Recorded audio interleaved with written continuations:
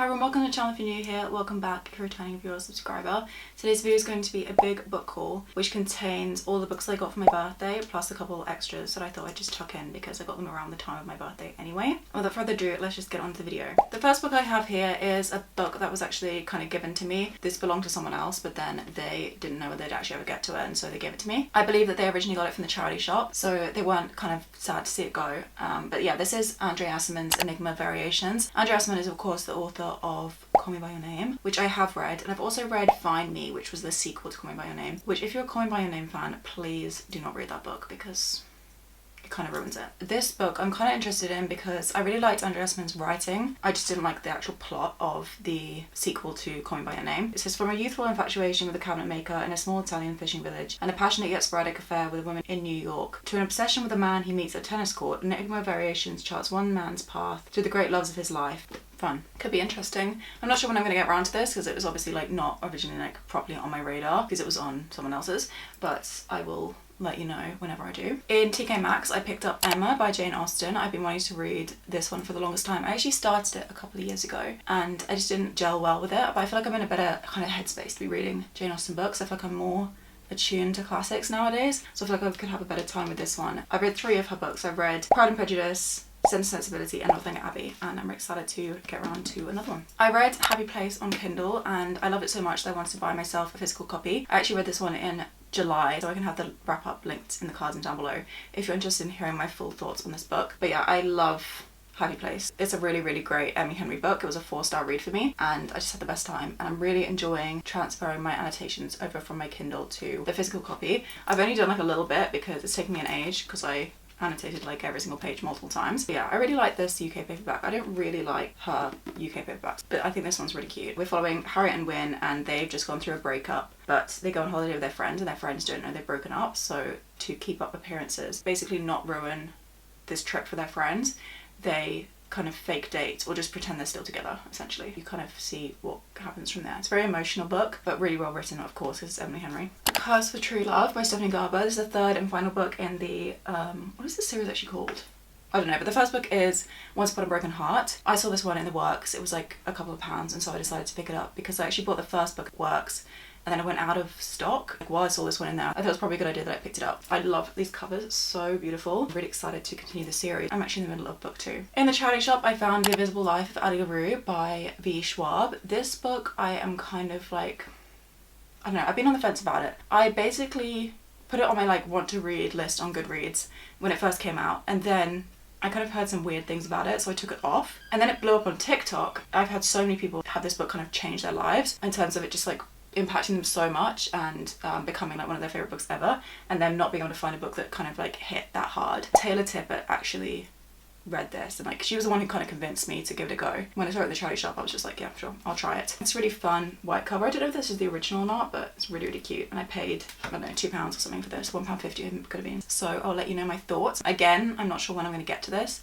but I feel like when I do it could be really good. I don't know, some people say it's really boring because it is kind of pretty long, but the writing's meant to be stunning. Okay, now we're getting on into the books that I received for my birthday. I'm so excited about all of these. They're all ones that have either been like wishlist ones or, I don't know, some of them were surprises and it was really exciting. So first of all, I'm going to start with the books that my mum gave me. She got me 2.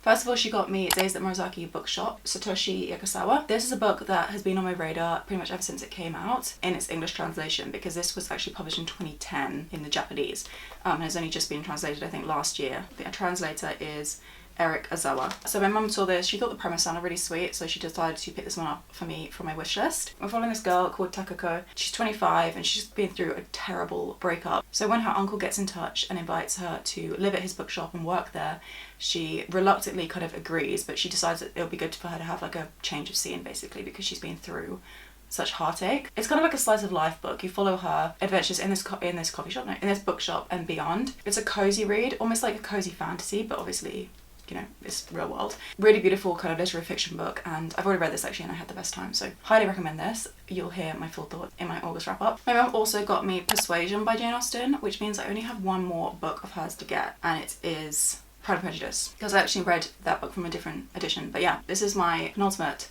vintage classic edition of Jane Austen's 6 major novels. I am so excited for this one. I think this is going to be my next one just because it's so short and I've also heard brilliant things. It's one of my mum's favourite as well, so I'm really excited to kind of like give it a go based on her enjoyment. I love these editions, they're so cute. Like I said, I've been having a really fun journey with Jane Austen's work and I'm excited to continue it, so really thankful to my mum for getting me this one. A little kind of intermission here. Abigail gave me a couple of books, some books like not for my birthday, and then she got me a bunch for my birthday. So the first couple of ones that she just got me because she saw in the works actually and she knew that I was interested in them. First is Out on a Limb by bonam-young. This sounds great. It's a romance book. It's meant to be really soft and sweet and gentle, and I love that. That's what I look for in romance basically. Both the characters have disabilities, which is actually based on the author's experience and also her desire to write traditional romances, but they contain characters who are not the ones that we see all the time. This guy's meant to be like a really soft, like acts of service, golden retriever kind of character. She's a sweetie as well, so I'm so excited to give this a go. We're following Winifred and Beau. I think it's like an accidental pregnancy trope, but it's meant to be one that's actually done well. We'll see how I get along with that. I'll let you know again. And then Swift and Saddled by Lyla, the second book in the, what is this called? I never know the name of the series. Oh, Rebel Blue Ranch series. I read Done and Dusted, the first book, couple months ago, and I liked it. It wasn't my favorite thing in the world, but I enjoyed it enough to continue the series. I like the kind of basis of the found family that I feel like we're going to get throughout the rest of the books, and because of that, Abigail saw it for £3 in the works and decided to gift it to me, which was really kind of her, especially when she just already bought me like a bunch of things for my birthday. To buy like 2 extra books was really generous of her. She also gave me this for my birthday, which is The Ballad of Never After, the second book in the Once Upon a Broken Heart series. This is fun because, like I said, I bought book 1 ages ago. I found book 3, couldn't find this one anywhere except for like full price. So I'm really thankful that she just decided to pick it up for me. I'm in the middle of this actually. I'm just over halfway and I'm hoping to get it done by the end of August to share my thoughts with you. But yeah, really great, fun fantasy series, really magical and fairy tale-esque, and I just love Stephanie Garber's writing. Abigail's, I was gonna say like her main gift, but it's main gift in the fact that it brought me like that much joy. I'm sorry if we've had a slight angle change. I've just had to like move my camera around because, I don't know, I can only film like a certain amount of time in each go. But yeah, she got me these 2 books. Assassin's Blade and Throne of Glass by Sarah J. Maas. Now, if you've been subscribed for a little while, you'll be like, what the actual heck, Jemima? Like, you already own those books because you've just been like reading them across the year. But no, I mean, yes, I do. But I also own them in the old US paperbacks, which are not released anymore. So I've been wanting to buy the series in the new US paperbacks, which I've been doing for the latter books that I didn't own already, so Crown of Midnight, Air of Fire, and Queen of Shadows. I eventually wanted to rebuy Assassin's Blade and Throne of Glass in the new paperbacks so they could have a series that matched and then I could get rid of my older copies. But I knew that this would be like way down the line because I want to prioritize, you know, buying the books I haven't read yet. So when I opened these, I literally like squealed. The most amazing gift. I'm actually moving my annotations to this copy and it's just like so fun revisiting the series. And I'm so excited to reread the Assassin's Blade at some point and also annotate this one. So yeah, this was a beautiful gift. These are expensive, I know, and also kind of difficult to find. So I'm really, really thankful to Abigail for getting me both of those. Lucy from the channel Library of Lucy, who is one of my favourite people in the world, gave me the most insane gift. It arrived on my birthday in the evening and I was just like, my mind was blown, you know. But she gave me the rest of the ACOTAR series. Similar situation here, they've got new covers and I read the original trilogy in its original paperbacks, but because they're like the original covers, like I didn't want to damage them basically because I didn't annotate them, but I want to do a reread in which I annotate the series. So she bought me books 2, 3 and the little novella of the A Court of Thorns and Roses series. I already own book 1 in the new edition because I found it in the charity shop a few months ago. So we have A Court of Mist and Fury, A Court of Wings and Ruin, and A Court of Frost and Starlight. I love this series. It's my favourite fantasy series, my favourite series full stop. So I was beyond excited and so honoured that she'd gift me such a beautiful gift. I felt so undeserving and like, I don't know, overwhelmed by it, but Lucy's already heard me gush about these. And if you've seen my birthday vlog, which I filmed about like the couple of days surrounding my birthday and my birthday of course, you would already know that I got these books and how thankful I am to Lucy. Again, will be linked in the cards and down below. Also in that video, if you've seen that, you will know that Prime Day fell on my birthday. Very, very dangerous, but I did in fact get away with only buying 1 book, which is really impressive. And that was House of Flame and Shadow by Sarah J. Maas. We've got a lot of Sarah J. Maas in this haul. This is just the 3rd book in the Crescent City series. I didn't own it already, so that's the reason why I decided to get it. And it actually came damaged. Amazon gave me a full refund for it, which is kind of fun. I got this book for free, which is kind of crazy. But yeah, it was reduced from £22 to £8 in Prime Day, and I couldn't pass up like such a good deal and a book that I really wanted to get for a long time, especially as I didn't want it to go out of print before I could purchase it because I wanted to match my first 2 books in the series. But yeah, the Crescent City series is one that I've been having like, I don't know, mixed mixed response to. I really enjoyed the first book. I gave it 4 stars. Book 2 I started in like February or something like that, and I still haven't finished it, and I think it's honestly sitting at like 3 stars max.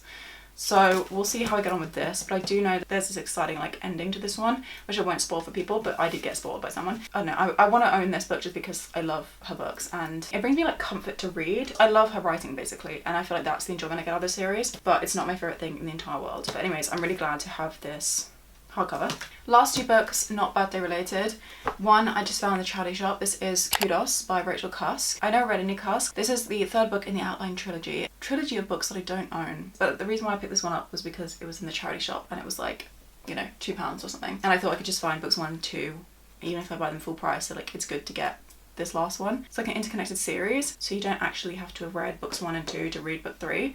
I do want to read it in order, but I thought that even if I hate books 1 and 2, I might enjoy book 3, so I didn't feel any regrets. I didn't have any hesitation in deciding to pick this one up when I saw it for £2 in the charity shop. And then lastly, I was in Waterstones the other day and I saw that they had this like section of books that were damaged. They're selling for like a highly reduced price, and in there I saw they had Harry Potter and the Deathly Hallows. I am collecting the Harry Potter series in these hardcovers. I've been doing it for years now, and I've had quite a break just because of, you know, J.K. Rowling basically, but also the fact that these hardcovers are actually kind of difficult to find. They're the current UK hardcovers, but for some reason they're not widely available, especially on like secondhand websites, which is where I'd want to get it because J.K. Rowling. So when I saw this in Waterstones, it was £8 instead of 18. It was only very lightly damaged, like a little bit ripped on the edge of the pages, so I decided to kind of just, you know, bite the bullet and give it a go. So now I own books 1, 2, 3 and 4, as well as book 7, so we need 5 and 6, but we'll get to those at some point, I'm not sure when. But I'm really glad to finally like be kind of completing this collection a little bit, because I have just been adding to it so slowly over the years, and I do want to have read all of Harry Potter by some point in my life, because I never read it originally